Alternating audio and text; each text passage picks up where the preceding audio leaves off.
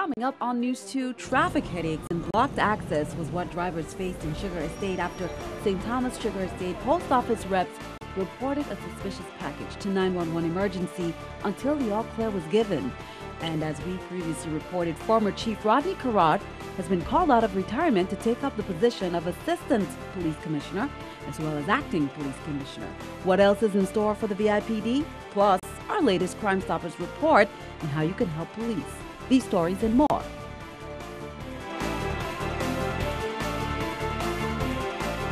Hello, welcome, and thanks for joining us on this edition of News 2. I'm Sandra Gumansing. Top in this newscast, former Police Chief Rodney Querrard has been called out of retirement and back to the department to take up the position of Assistant Commissioner as well as Acting Police Commissioner. But the change up in leadership isn't over just yet. News 2's Erica Bivens met with Governor John P. DeYoung Jr. on Wednesday and brings us this exclusive interview.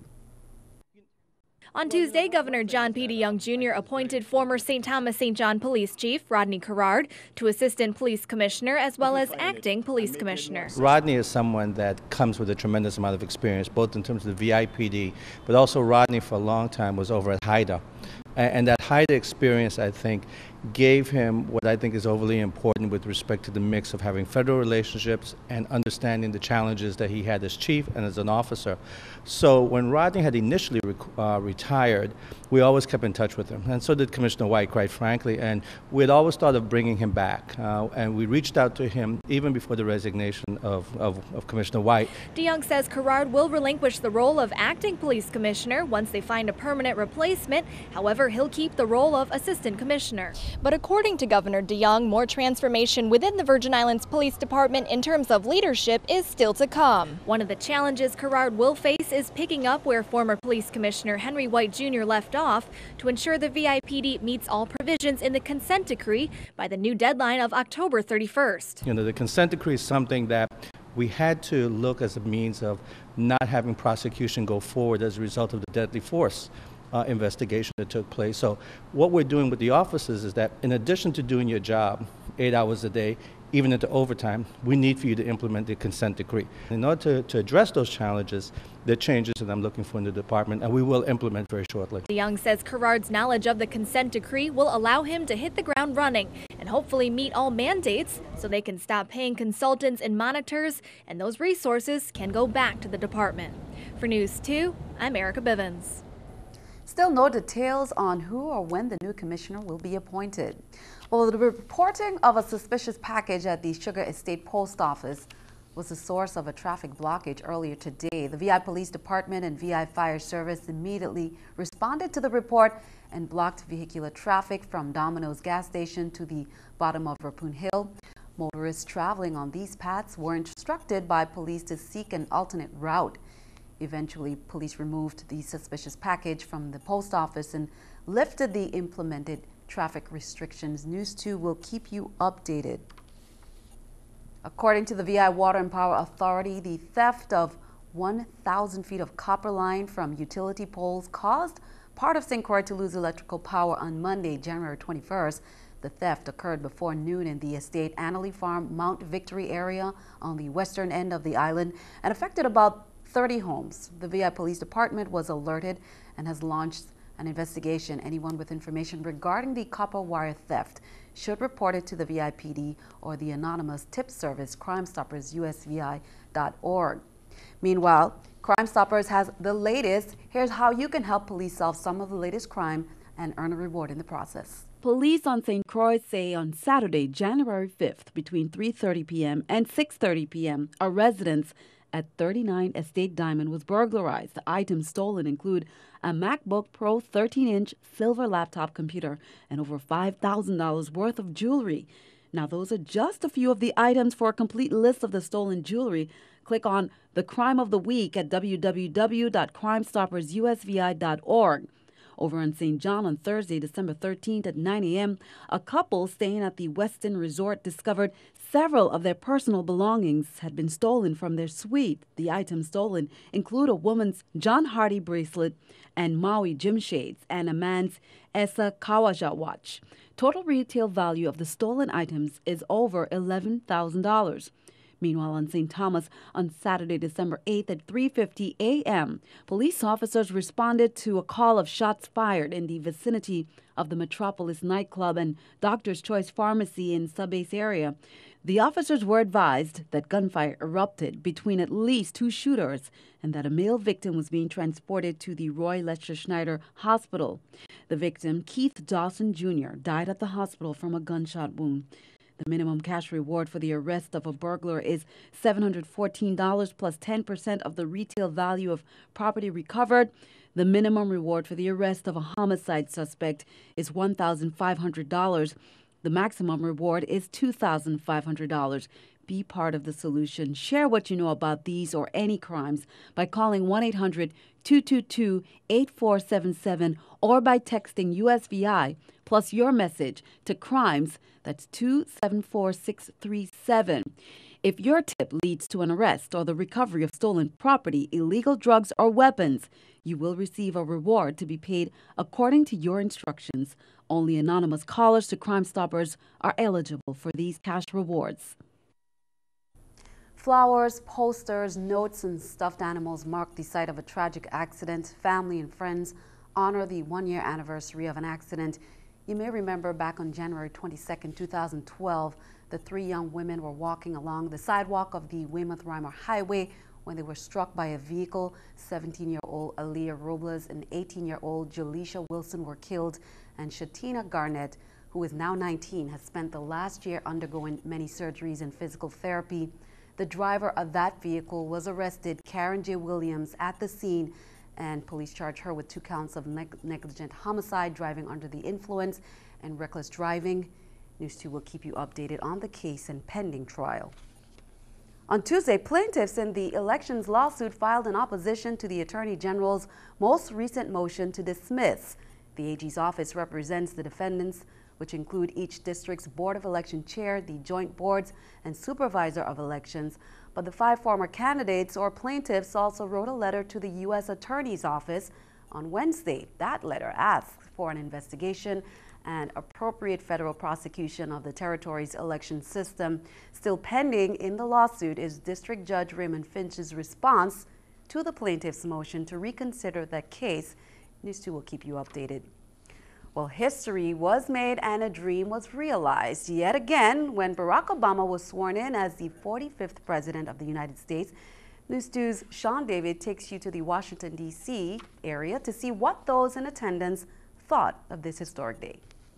I'm left without words. We celebrate the 57th In all honesty, inauguration I'm left of the without American words. president. And this was the general feeling shared by the many who were on hand in Washington, D.C.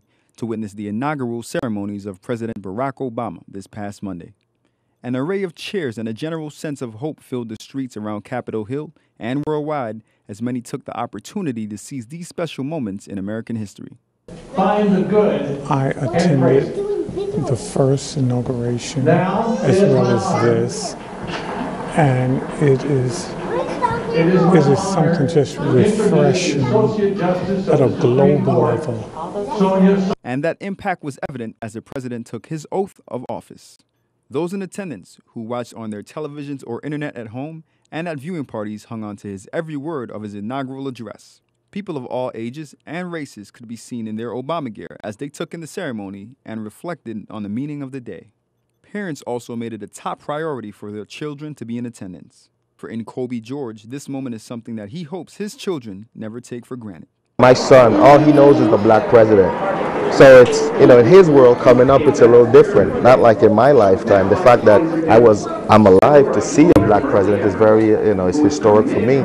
But it's weird because for my kid, for my son, and for my daughter, that's all they've known. That's kind of our job to give him that history lesson. Sean David, News 2.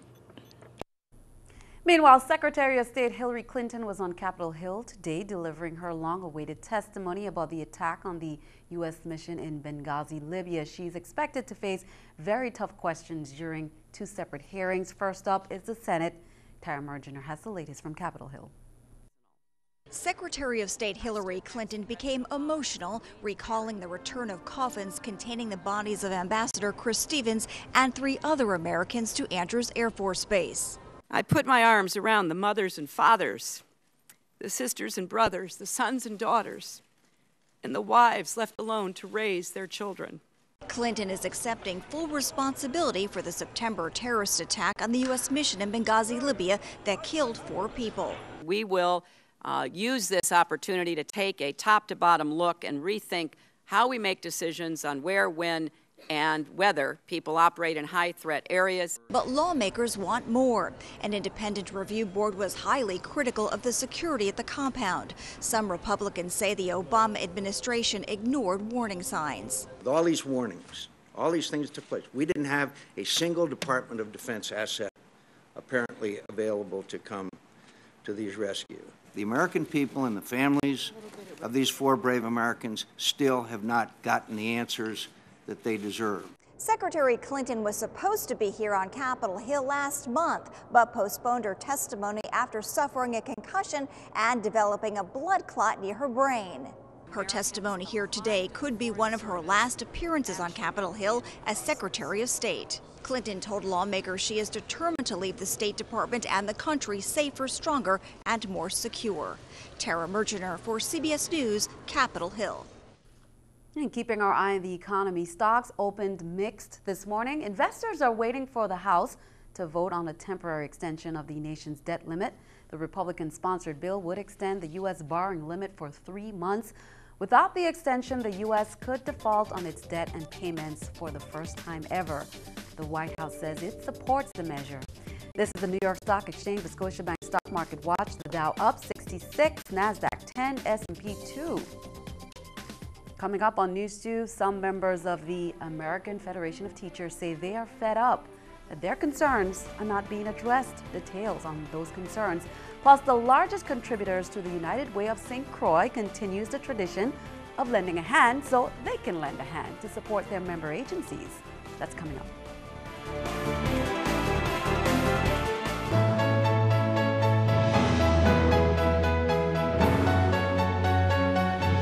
The St. Croix Federation of Teachers members are not happy with the current working conditions of the public schools, and they're making it known to the Department of Education, who say lack of funding requires them to focus on critical issues first and other problems later. News 2's Janisha John brings us this story. With half of the school year already completed, the St. Croix Federation of Teachers say they're concerned about the current conditions of many of the island's public schools. The concern that the union has right now is working conditions. One of the main concerns right now is the working conditions at all our sites. The union says they've heard the cries of teachers who speak of problems in the classrooms, from rodents, leaks, and broken air conditioners to teacher shortages and lack of supplies. Problems that the AFT says needs to be fixed now. All the schools have rodent problems. The schools also have leaky roofs. This has been happening for a long time. I just went into art class this morning. They don't even have paint. You know, they don't have any materials in their storeroom, nothing. So somebody has got to correct this, because I know that their money's there sitting. And there's probably some communication problem, whatever it is.